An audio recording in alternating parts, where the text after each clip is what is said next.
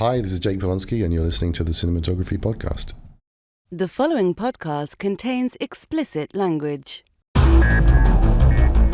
You're listening to the Cinematography podcast presented by Hot Rod Cameras, a program about the art, craft, and philosophy of the moving image and the people who make it happen. Coming to you from the world headquarters of Hot Rod Cameras in Hollywood, California, are your hosts, Ben Rock and Ilya Friedman.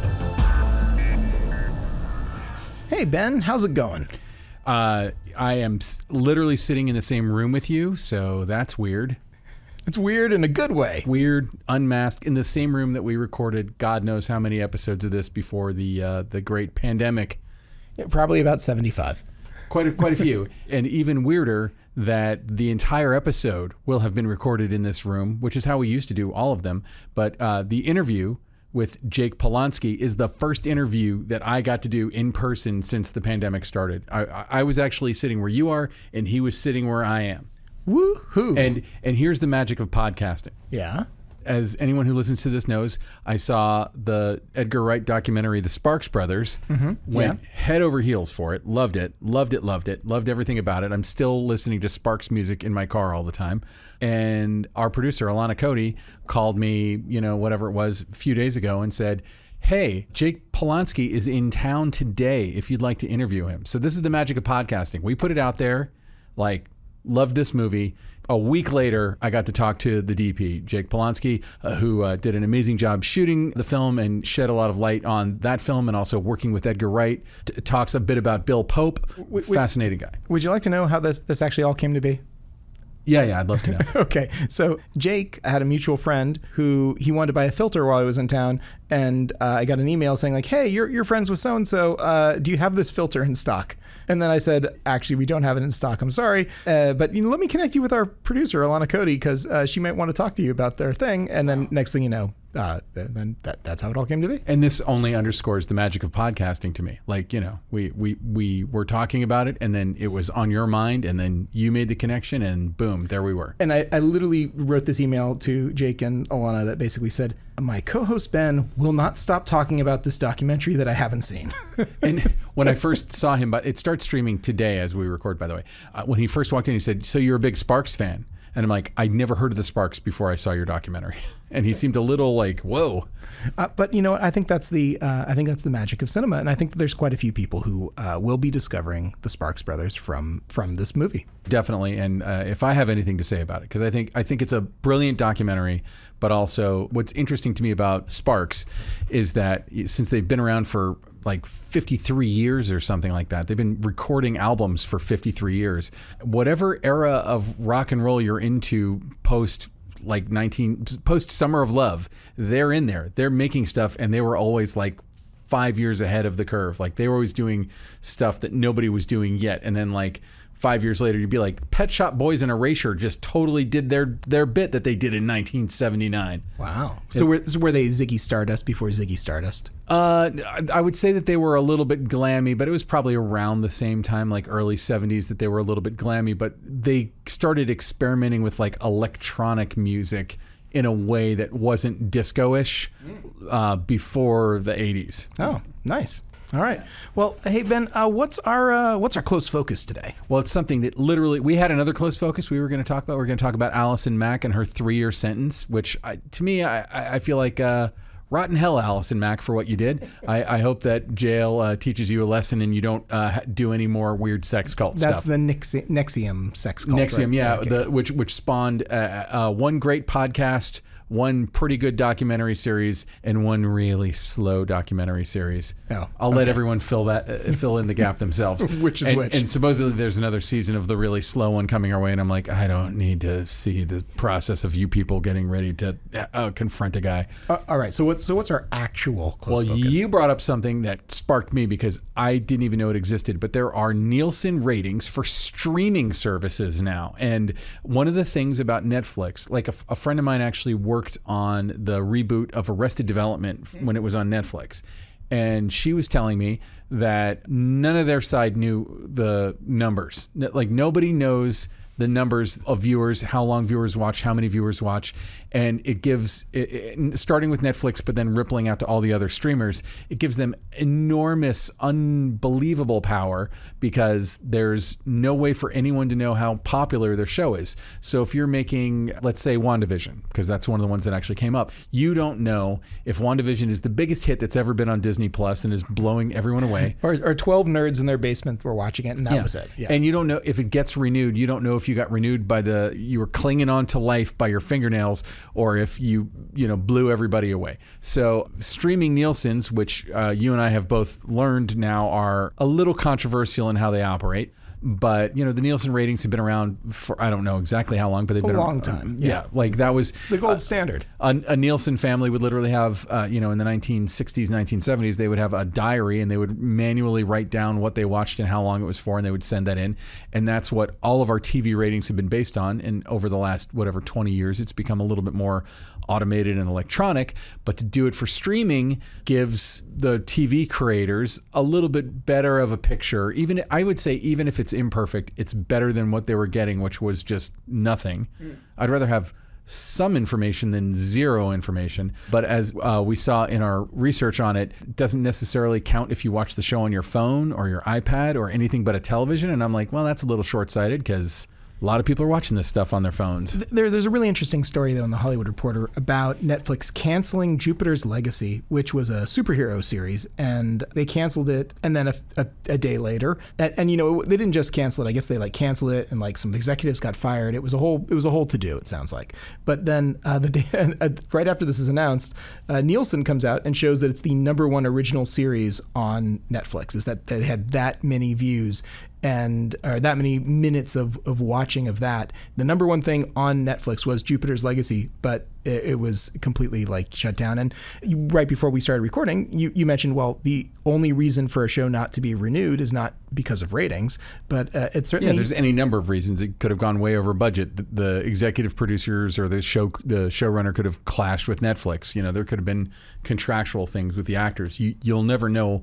I mean, you will know why a show is canceled if someone goes public, but if no one wants to go public, you're never going to know. But this really kind of changes the game, too, for the production creative entities that are responsible for putting these shows on the air or on the streaming service. If now we can get some sort of transparency of knowing how well something does, they can negotiate for higher paychecks. They can negotiate for, all kinds of stuff. So it'll be very interesting to see what happens with Nielsen, but essentially they have it broken down by the millions of minutes that people are viewing this content. So, it's interesting to see. There was a headline that Loki was #3 this week. So, Pretty amazing. What's frustrating to me about this, too, is that at these companies, at all the streaming companies, Amazon Prime and Netflix and Disney Plus, yada, yada, yada, they don't just have numbers. They know the exact numbers and exact demographics of who's watching what, for how long they're watching, what else are they watching. They know everything, and they could just freely publish those. So any ratings that Nielsen does are going to be sort of reverse engineered, hacked together, because they created situations where they could create a sample of the approximate demographics. But of course, the streamers, they all know. They know exactly what they know everything about you. They probably know your browsing history. They know everything. But what they don't know is what their competitors know. So it's interesting that a third party is going to basically kind of lift the skirt, so to speak, on all the secrets that is going on. Really dirty way to put it, but sure. Okay, I could have said kilt, but I mean, it's it kind of depends. Lift that kilt. You don't know what's under there. You don't know it's going to be a surprise. So that's very, very interesting. So I'm going to keep my eyes on that. I think that's it's a big development, and I don't think it's been going on for very long. We couldn't find an article about it that was more than a few months old, right? No, it seems to be pretty new, and I can't wait to follow this story some more. I'm guessing that they're going to figure out a way to check how you stream on literally anything you stream on. If you're watching it on your Apple Watch, they're going to know it pretty soon. Yeah, and Nielsen doesn't have to have 100% of people. They just have to have a relatively decent sample size, which is how they've always done it. And I think that people are going, third-party, auditors are going to say, yeah, you know what, this is as good as anything else that's out there, and their plan is to make that information available. That's going to change things, shake things up a bit. Right on. So let's go ahead and get into our interview with Jake Polonsky. The Cinematography Podcast Interview. I'm here now for the first time live and in person with a cinematographer since the pandemic began. So for the last 16 months, every interview we've done has been over Zoom, and I'm sitting across from someone whose work I have been gushing about for the last 2 weeks, Jake Polonsky, who shot the Sparks Brothers documentary that Edgar Wright directed. Just an amazing and brilliant piece of work. So and you came in here, you're leaving the country tonight, right? Well, actually, I'm going to Chicago now suddenly because I'm going to shoot something there. But yes, I could leave in town tomorrow. So yeah. Well, thank you so much for making the time. I mean, Alana, our producer, reached out to me this morning and she was like, could you interview Jake Polonsky today? And I was spending the first part of the day chasing after my 3-year-old son in a park. And I was like, I can absolutely do it. It's a huge thrill. And I have to say, just congratulations about that documentary. It's amazing work. I've been telling everyone who will listen to me that they need to see it. I saw it on the big screen, one of the first movies I saw out of the pandemic. So congratulations. Yeah. When we talk to people who do documentary, like this is the kind of documentary that relies heavily on archival footage, which obviously you didn't shoot, and a lot of like very interestingly animated reenactments and imaginings of things. And I'm curious, how much of a hand did you have in that kind of stuff? So basically, the way that this all came about and the way that I became involved in it was in April 2018. Edgar, who's somebody that I'd known for years, posted a picture of himself on Instagram with Ron and Russell Mael. Yeah. And I'd been a big Sparks fan since 2006, when I'd really randomly seen them play at a festival, and I'd never heard of them. I mean, I'd never heard any of their music or knew who they were. But there were two acts headlining this festival in England called The Big Chill. One of them was Lily Allen, and we definitely didn't want to see her. And the other one was this band called Sparks. So we thought, we'll go and see. Yeah. Never heard of them. And what they started doing when they were touring was to play the whole of the album that they just released from beginning to end, then go and take a little break, and then come out and do a kind of greatest hits set. And this is what they did at this festival. And I was surrounded by a lot of people who clearly didn't know who they were either, and there was this hilarious sort of confusion for the first bit of like, wow, who are these guys? And then a kind of growing enjoyment and thinking, actually, this is quite good.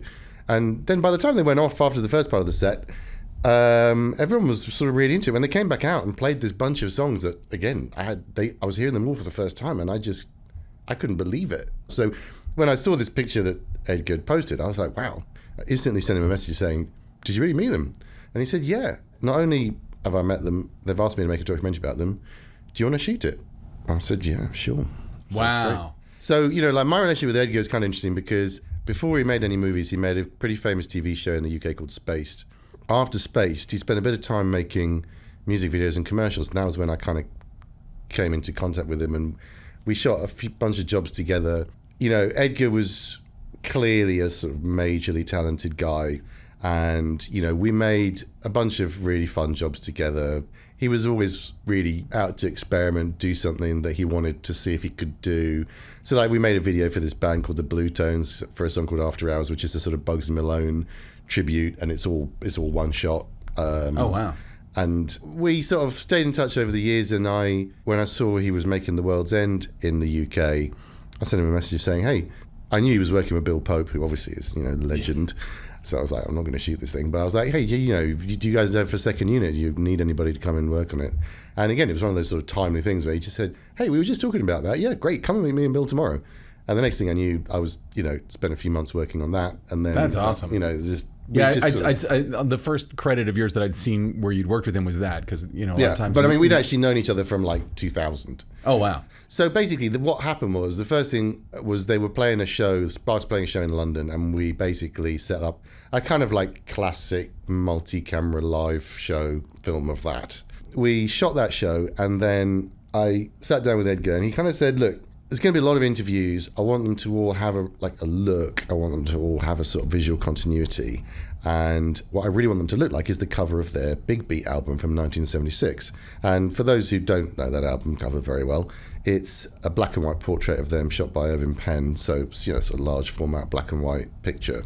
So I kind of went away and I thought, well, that's interesting. What's the closest thing that we can get that's going to kind of have that quality? So I kind of thought, well, interestingly, Red have a monochrome version of their large format Monstro camera. I wonder whether we could have a look at that. And as it happened, an old friend of mine who used to work for Kodak, a guy called David Webb, was now running read in Europe, in the UK. So I rang up and I said, hey, we've got this project that we're starting to do and quite interested in using this camera and seeing what it will do. And they were like very enthusiastic from the beginning. And, we went and tested it. It looked really great, very nice image quality. It's a camera which is just a monochrome sensor. There's no... I've always been interested about, like, I think you might be the first person who's shot on that who I've spoken to. And I was talking, who was it? I was talking to someone recently who'd done something black and white, and they were talking about how they prefer to shoot in color and then... Yeah, well, here's the thing. Like, the reason people prefer to do that is that when you shoot in black and white, you only have grayscale. You only have tones. So it's much more difficult to grade it if you don't like what you did. But the truth was that basically Edgar's idea was he wanted everybody to wear black. We set up, we could have created a template, a kind of 2-camera setup with specific lenses that Panavision got involved and also were helping us out. So we used these large format Primo Artiste lenses, which are very beautiful lenses to use. And essentially we could recreate this setup anywhere. And so it meant that we could make all the interviews look exactly the same, which is what the aim was. So, and then actually we did 2 shoots out here in Los Angeles and 1 shoot in New York. And we also shot a few live shows here in Los Angeles. We did some sort of stuff with fans. And I was using the Fuji X-T3 for that, which was actually surprisingly good at low light cinematography. I was very impressed. Oh, nice. But, I kind of had it sitting in my bag and I was kind of like, well, let's see what it can do. But yeah, so, and I just want to acknowledge that there are a few other DPs involved in this project, like Gabe Elder was somebody who covered the Mexico festival footage that you see. But, my job was to sort of oversee the whole thing and basically just to make sure that... Because the other thing that we were doing, all the interviews are delivered directly to the lens. So we were using this... device called the Interatron. That was my next... Yeah, I was interested to know if you did that or if you used the iDirect, Well, it's the same thing, basically. I mean, yeah. Well, the Interatron is like a teleprompter and an iDirect is just a mirror. Some places we got an Interatron, but the iDirect basically is a way that, Edgar could sit right next to me, but through this sort of periscope of mirrors... he's reflected right into the axis of the lens so that everybody who's being interviewed can look directly into the lens and actually see him, which is a really clever device. I think it's Errol Morris's invention. The Interatron, he created the Interatron with 2 like actual teleprompters. He would like be in another room interviewing people, and the iDirect is basically, as far as I know, it's 2 mirrors in a box. Yeah. I'm being overly modest. I own one of them, but it's sort of like if you took a teleprompter and put it sideways and then just stuck a mirror in the back. But I've used it before. And yeah, I mean, those are amazing. And you get such an intimate interview. Was there a specific lens, like a focal length that you thought worked well for the kind of intimacy you were trying to create with those interviews? Well, I mean, basically we had like the A camera straight on was a 50mm. I mean, this is in large format. So, 50mm is wider than what you think a 50mm be in like a Super 35 sensor world. Yeah. And then we had a sort of 3/4 B camera that was a 65mm. And when we had 2 people, like when we interviewed Ron and Russell, we had a 3rd camera with another 65, so I could kind of get 2 kind of raking closer singles at the same time as a 2-shot. So it was very simple. It was very simple, but because we knew there was going to be so much material and, like you said, all the archive, and it's a long film.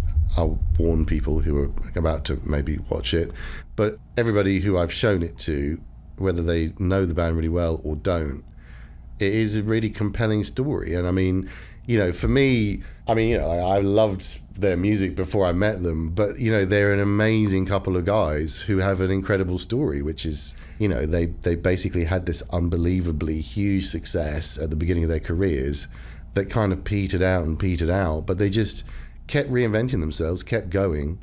And now they're having this real, like, second moment in the limelight, which is in their 70s. Yeah, due in no small part to this film, I'm sure. Well, yeah, but I mean, to be fair, the albums that they've been releasing since Little Beethoven, they have been successful albums that have sold well and, got radio play.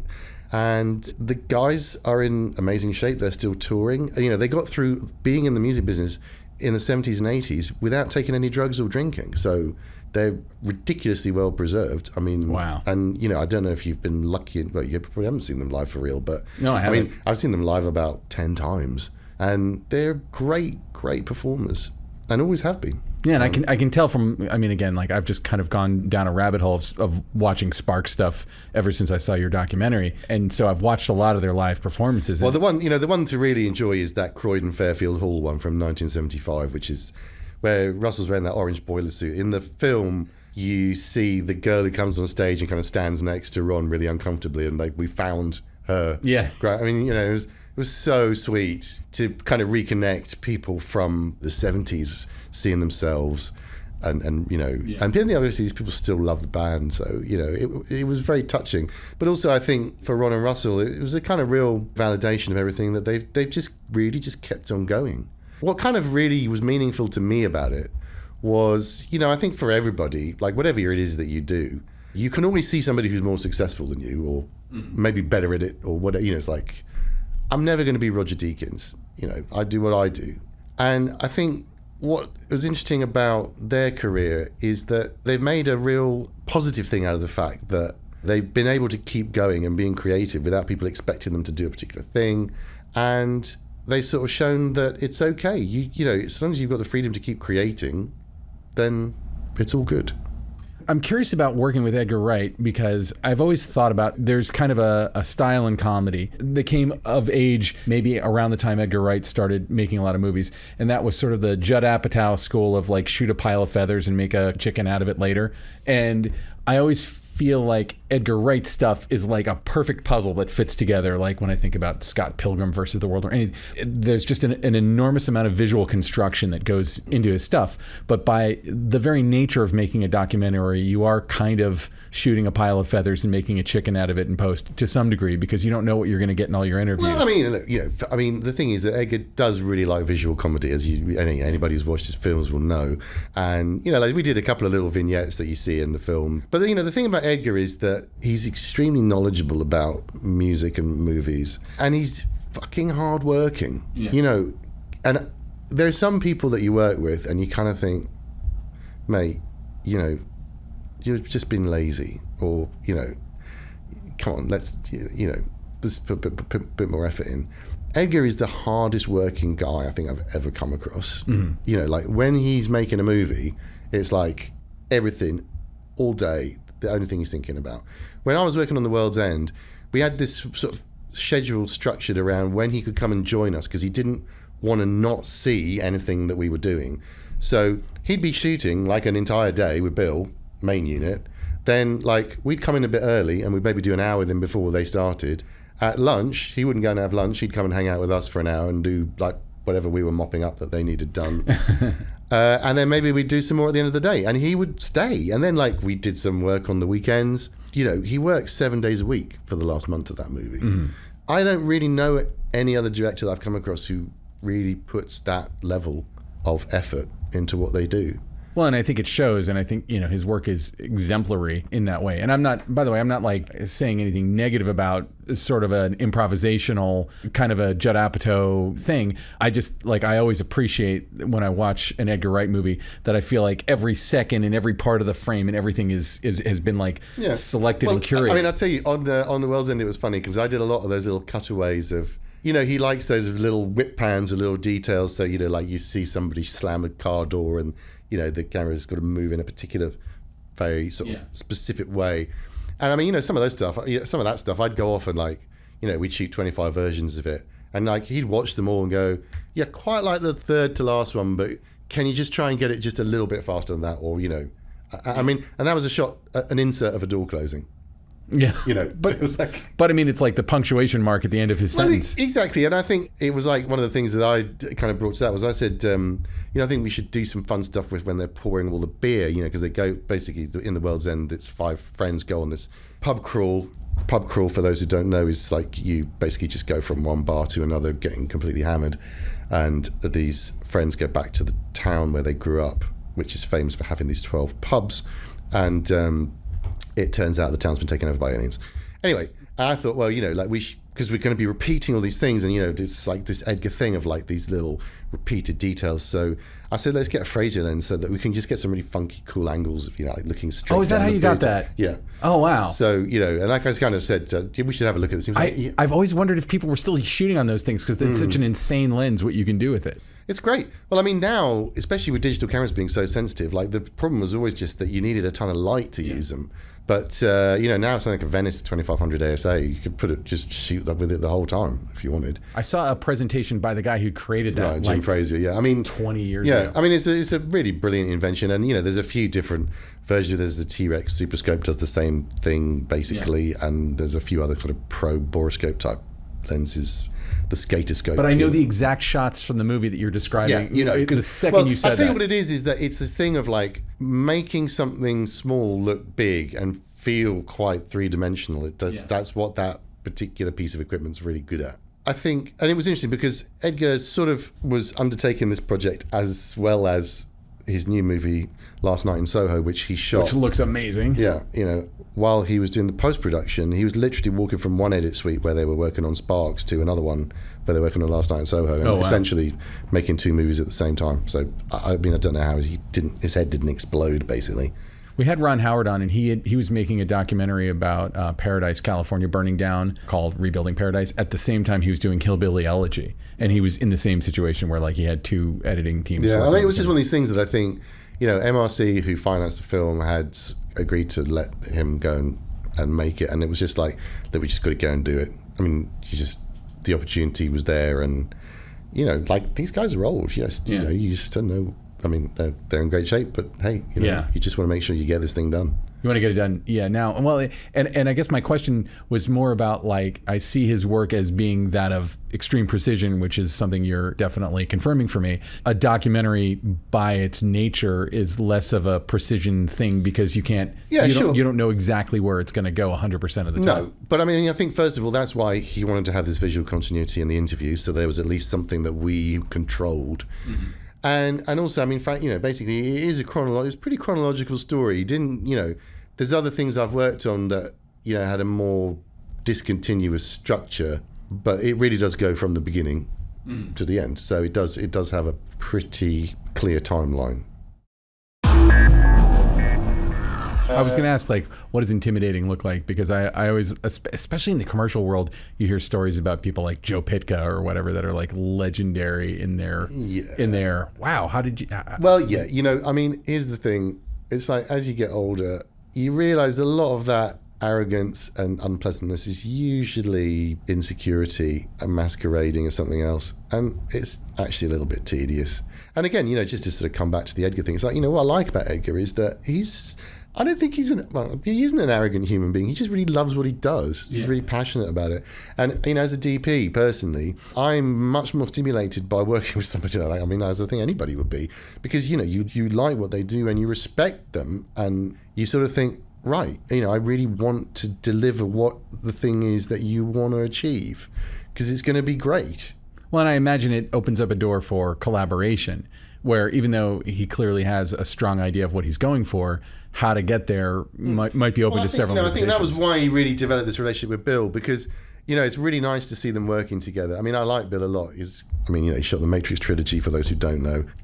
Team America World Police. And Team America World Police, which is a fabulous movie. I mean, he's a very talented guy. And, again, it's always interesting to see these people and see how they present themselves, how they work on set. Bill's got a lot of energy. I mean, he's an older guy now, but he obviously really enjoys working with Edgar, and when you watch them together, it's really nice. You sort of think, wow, that's a good pair. Yeah. And I remember, when we worked on The World's End, I think Sam Raimi set up the meeting between him and Edgar. I believe he shot Army of Darkness for Sam Raimi, if I'm not mistaken. So basically Sam, I think Sam's a friend of Edgar's, and Edgar was going to be doing Scott Pilgrim. He asked about Bill, and Sam engineered this meeting. And Bill said, at that meeting, I knew that he was like a really remarkable storyteller, and I was going to do everything I could to get on that movie, and I'm not going to let him go. Oh, that's sweet. And good for him. So just to go back to, I was just doing a very quick life history, I guess. So I thought, well, I'm going to try and get some second unit experience on bigger movies and just go back to doing what I was doing. And then in 2011, I got sent this script for a thing called Black Mirror, which at the time was a brand new show being made by a little broadcaster in the UK called Channel 4, quite famous for doing quite outrageous and commissioning interesting stuff. I read this script called The National Anthem, which for those people who don't know, it's called The Pilot. I mean, it's just the first episode of Black Mirror that was ever made. And it's about a fictionalized member of the royal family gets kidnapped. Okay. And the ransom demand that's made is that the Prime Minister, live on television, has to fuck a pig. Yeah. Now, I read this script and I just thought, fucking hell, I can't believe someone's going to make this. I remember watching that because people have been like, this is like The Twilight Zone. And then I watched that episode and I was like, I can imagine that this might be what it felt like to watch The Twilight Zone when it first went on the air. But this is not The Twilight Zone. Yeah, what was really interesting about that project was when you read the script, it was really funny. It was a really funny read. You laughed. So I went in for a meeting about this project and we kind of all had the same thing to say, which is like, the only way this thing's going to work is to make it 100% like, not like a documentary, but just like it's a real thing. It's a real thing happening. Mm-hmm. And that's what's going to make it really powerful. And luckily, I got hired to do the job, and that's exactly what we did. The interesting thing about it, and it's a sort of weird thing I've never really seen again, is that, like I said, very funny script. If you find the screenplay and read it, you really laugh. But when you actually film it, when we filmed it, when you watch the things actually happening, it's horrific. I mean, it's like, I do think that the last 15 minutes of that is just the most devastatingly awful thing to watch. This poor guy played by Rory Kinnear, who's a fabulous actor, basically just having his life destroyed. Yeah. It's not really funny. I mean, it's a very, Charlie Brooker, who created Black Mirror and has written most of it, has a very dark sense of humour, as people, I'm sure, know. So that kind of kickstarted just going back into that world a little bit. Well, you're also like roaring into one of that was a water cooler show when Black Mirror came out. Everyone was talking about it. And it was like before Netflix were involved. So it was actually kind of quite a little low budget show. That first season only had 3 episodes. And I was not aware of that. Yeah. Okay. I thought it was made originally for Netflix. No. They got involved. It might have been the second season, might have been even later. But that National Anthem episode won an International Emmy, sort of achieved a lot of traction. Real quick, by the way, do you have enough time to talk about Billions? Yeah, because I think that's quite a funny story. I was working on a TV show called Endeavour, and one day I got this email from my American agent. She said, these guys have been in touch about this new Showtime show with Paul Giamatti and Damian Lewis called Billions, and they'd like to have a chat with you. And I kind of was like, yeah, right. Of course they do. That's funny. But she said, no, they'd want to do a Skype call with you. Could you do it later today? I was like, yeah, sure. So they had shot the pilot. They sent me that. A couple of days later, I get on the computer with Brian Koppelman and David Levine, who are the 2 guys who created Billions.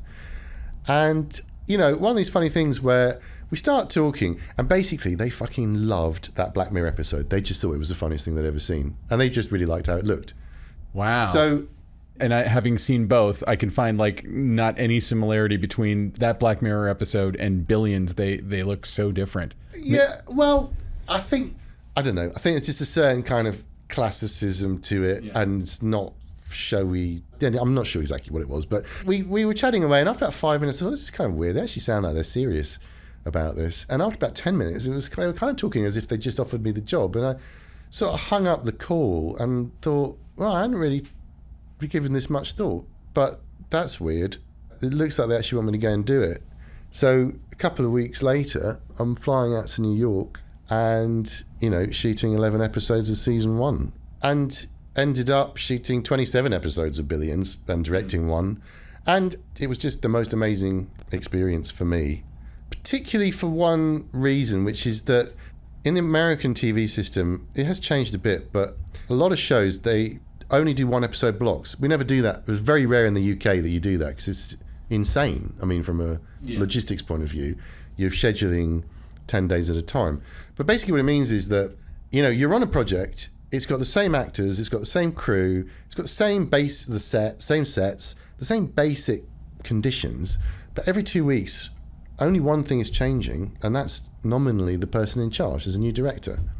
So, I got to work with 20 different directors. It was just really interesting, because it was a bit like a really sort of interesting film school, because you just kind of saw a bunch of different people come in and do the same thing in different ways. We had John Singleton, we had Neil Berger, we had Reed Morano before she did Handmaid's Tale. So it was really it was a really great experience. That job has an amazing cast. Damian Lewis and Paul Giamatti, both incredibly nice, hardworking guys. Yeah. And it's fun watching them square off. It's fun watching all the characters square off in that show. Everybody in it is good.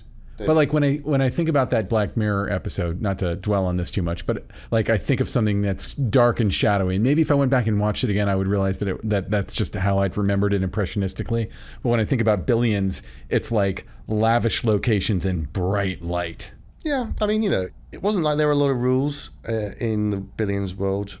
Some became into being after a while, but it's a show which was really about, great acting and lots of fun situations. Yeah, and great writing too. The writing is just spot on. And it was a really fabulous thing to be involved in. Great crew.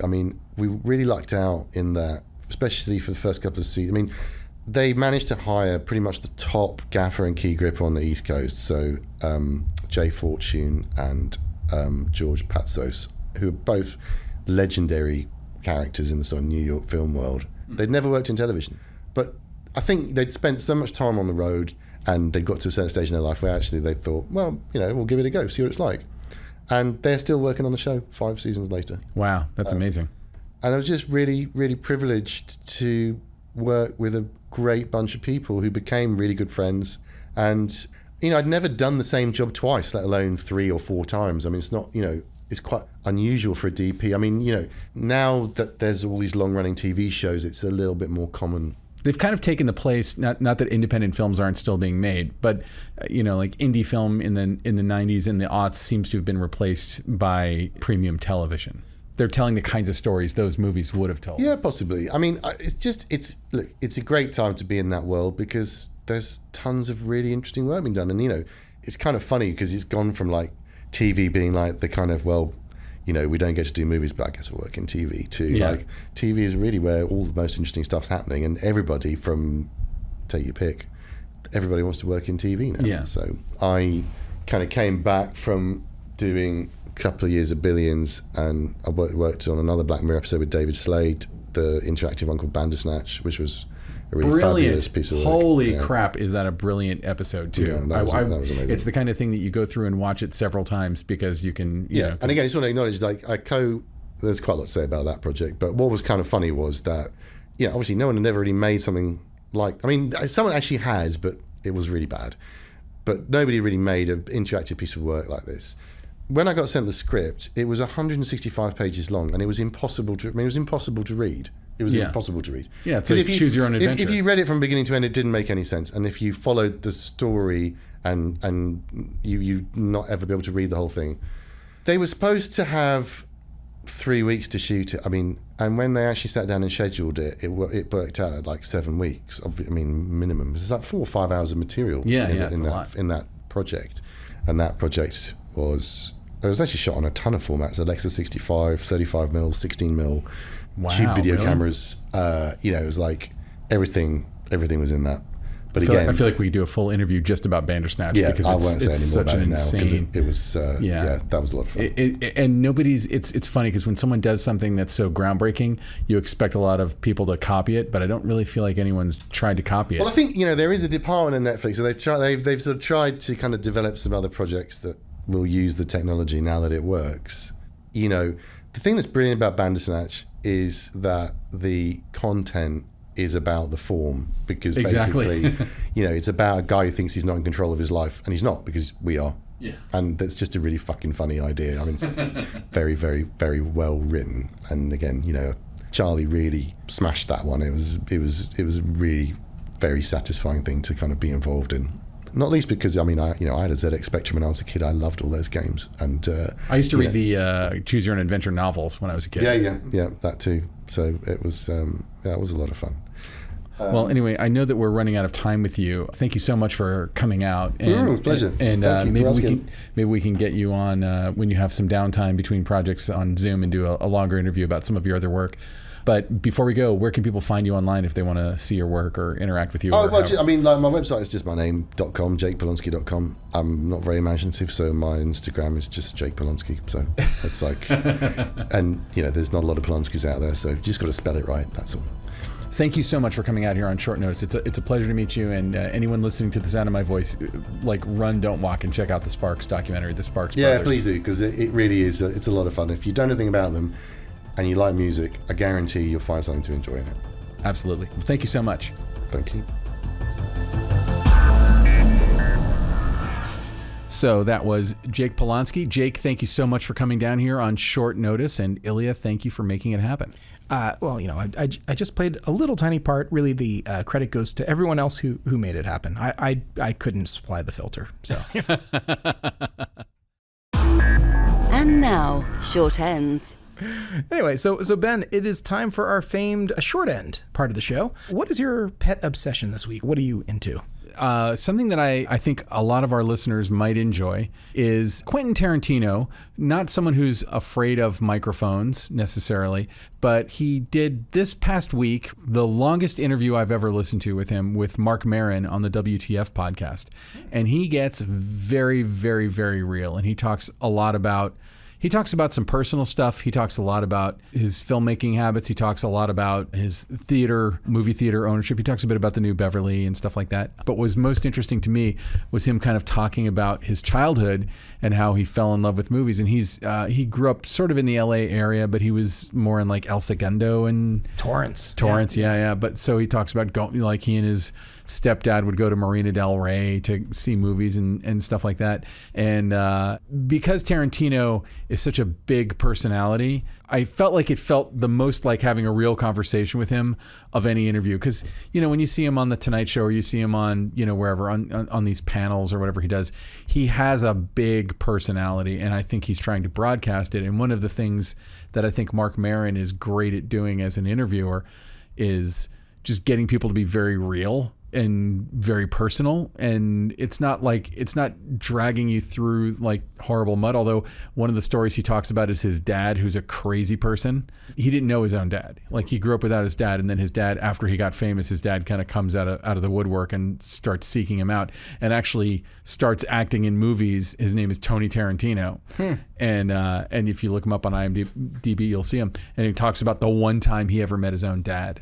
Oh, weird. Yeah. It's a really good interview. And again, I think if you're a fan of Tarantino's, and I am definitely a fan of Tarantino's, it's an amazing interview. It's amazing to hear this long of an interview with him. You're a fan of Tony Tarantino? No, I would say I'm a fan of Quentin Tarantino. And by the way, like, when he started working professionally, he chose to use that name, which was his real name, because his stepdad had a different name. All right, gotcha. Well, hey, it sounds interesting. I think I'll have to Google that podcast and check it out. Yeah, WTF is always a good podcast. They actually had Steven... I've never heard of it.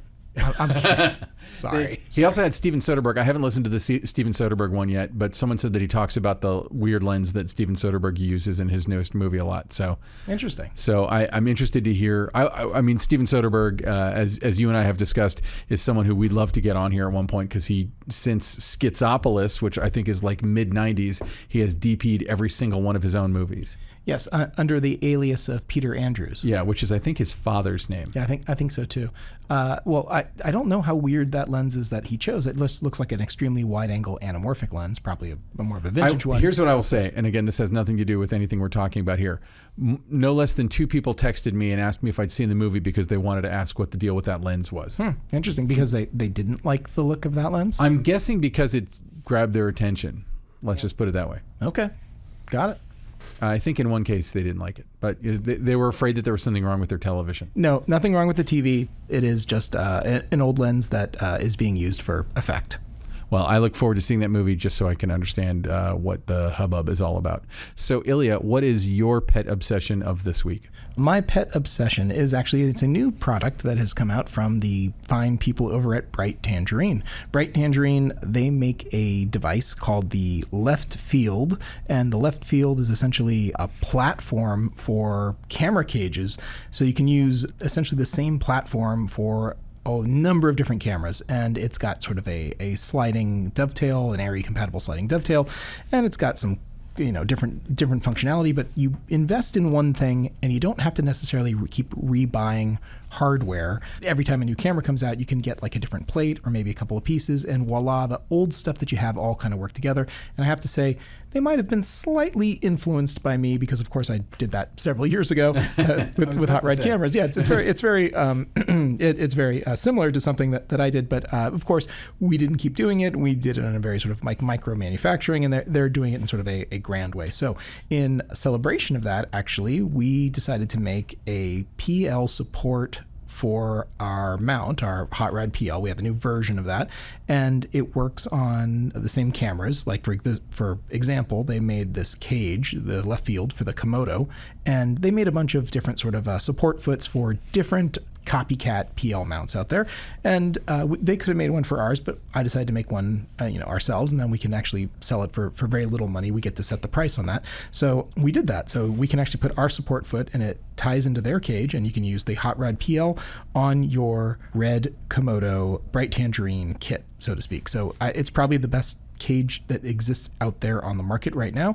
and now you can put our PL mount on that camera and you can get a proper support, and you don't have to have something that works with rods, and it's all going to be available within the next week or so. We're very, very close to having the support done. Every other part of it already exists.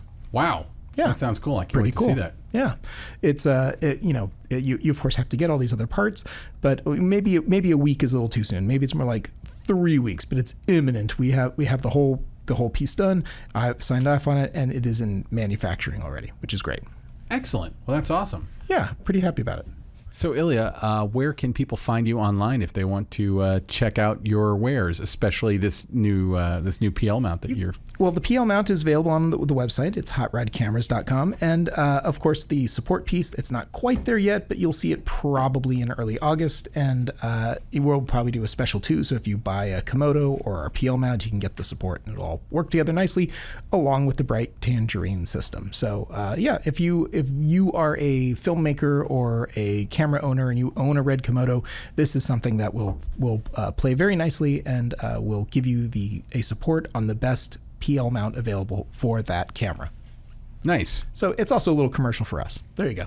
And that's where people can find you online? That is, hotrodcameras.com. That's exactly where you can find me. I wasn't going to answer that, but you forced me. We are sitting here at Hot Rod Cameras right now. We are the world headquarters of Hot Rod Cameras. Which it actually says on the podcast is in Hollywood, California, but it's actually in Burbank. Burbank is kind of like the capital of Hollywood, though. It really is. It's like things, really. Yeah, they're like two actual different locations. That are separated by about 4 miles, maybe 5 miles. I think there's more studios here. There's certainly more stages here. It's just not Hollywood. I mean, it's just a different city. That's all. Burbank is its own city. We got Disney. We got Warner Brothers. I'm not saying Burbank is illegitimate or less than Hollywood. It just isn't Hollywood, It is, outside of Los Angeles, it's all the same thing. That's true. Yeah, that's true. Outside of... You're saying you don't want to call up the British lady and have her say I really Burbank. I don't want to re-record Just say the word Burbank. Could you just say Burbank? Coming from the world headquarters of Hot Rod Cameras in Burbank. I'll just do it. I'll do it first thing when I wake up. Burbank. Thank you. That's exactly what I need. So if you need to find me anywhere online, and why would you? Go to benrockonline.com, just the way it sounds, and feel free to hit me up on Twitter, LinkedIn, Facebook, whatever, or just go there and look at some of my work and make fun of it. Whatever floats your boat. You're going to get that now. They're all going to make fun of it. That's great. Yeah. You can use the little email form, and it'll email your japes and hilarious notice your GIFs. Yeah, send this. They'll all go to my manager, so he'll appreciate it. Not GIF. Yeah, they're both correct. But okay, are they? yeah. That's what I've heard. So you can find me there. So Ilya, who do we need to thank today? Well, we got to thank avid show listener Kay Zalatrachi. Yes. Zalatrachi, who did all the music for the show, and now it turns out is a religious listener to the show. Yeah, is currently listening to us talk about him right now. That's got to be weird. Yeah, it's a little. It's definitely weird now because we spent so long thinking like he's not going to hear. Hey, Kays. You told us your secret. We should also thank Ben Katz, who is actually in the next room, and I got to say hello to him. I know, isn't that weird? It's so crazy being able to see people again. Ben Katz in the other room, slaving away right now, cutting together this show. Cutting together this very interview. That's right. Oh my God. He's making it happen. And then, of course, as always, I can't say it enough, Alana Cody, who is the beating heart of this podcast. Without her, we would not be, nearly as prolific. Before Alana signed on, it was like one episode every 6 months. We were slightly better than that. Maybe every 2 months. It was more like 2 months. Yeah. That was pretty accurate. And then we had to apologize at the beginning of every podcast. The people who go back and now start binging this from the beginning, they hear a lot of apologies like, "Oh, really sorry. It was 3 months since we turned on the microphones." Yeah, we were just we were busy people, but we didn't know that we had a void in our life that could be nonstop filled by doing this every week. That's right. We have like the best productivity manager in Alana. She makes sure that we are here doing this instead of like all the other stuff that we would be doing, which would be sleeping or chasing after a 3-year-old. Yeah, or whatever else, sleeping. Any of those things. So I don't know what the sleep thing is that you're talking about, but I hear it's awesome. All right. Well, I think that just about does it for this episode. Join us next week where you'll hear another interview with someone fascinating, or perhaps a show all about war stories where people are talking about interesting things. You're giving up the game now that we don't know. I kind of know a little. We don't know next week's episode yet. It's going to be one of those two things. It's either going to be interviews. It's going to be war stories. Yeah. One of the Those two. are the only two kind of episodes we do. That's really all we do. I mean, except Oscar specials, but Oscar specials. Yeah, I guess there's a. We could do an Oscar special now. That would really. That's going to throw some people off pretty big time. All right, we're talking about 2022 Oscars. Only 7 months have gone by. What's your pick? All right. Well, anyway, let us wrap this up, and we will see you next week. Thanks for listening. This has been the Cinematography Podcast, presented by Hot Rod Cameras. Find your next camera, lens, or accessory on the web at hotrodcameras.com. Don't forget to subscribe to our show on iTunes and connect with us on Facebook and Twitter. Thanks for listening.